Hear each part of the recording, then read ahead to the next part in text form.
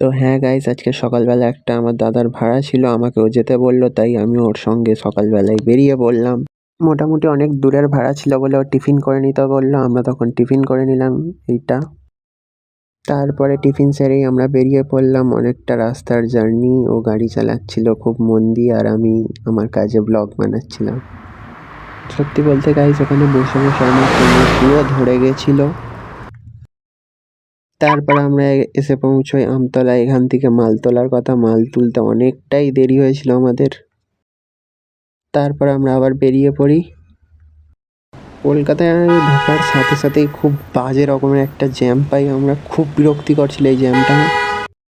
তারপর দাদা অনেকক্ষণ ড্রাইভিং করার পর আমরা এসে পৌঁছই সেই আমার পছন্দের জায়গা ধর্মতলাতে। এই জায়গাটার একটা আলাদাই গুরুত্ব রয়েছে আমার কাছে। তারপরেই আমরা এসে পৌঁছই বড়বাজারে।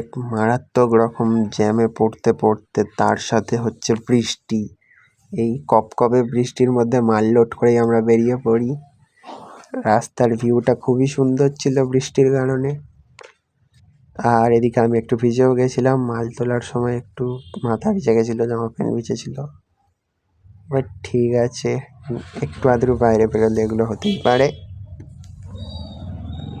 রাস্তায় একটু ভিড় ছিল, বাট তাও বৃষ্টির পর যেন একটু রাস্তার ভিড়টা কমেছিল কোথাও না কোথাও। যে জ্যামে পড়ার এটাও কমে গেছিল অনেকটা। তারপরেই আমরা ফিরে আসি আমাদের গন্তব্যের দিকে, আরও এগিয়ে যাই, এবং তার কিছুক্ষণ পরেই আমরা আমাদের নয়নাদের দিকে চলে যাই, সেক্টরের দিকে, যেখানে আমাদের মালটি নামানোর কথা ছিল, এবং তাড়াতাড়ি সব কাজ শেষ করে ফেলা হয় ওইখানেও। তারপর আমরা সবাই বাড়ি চলে আসি।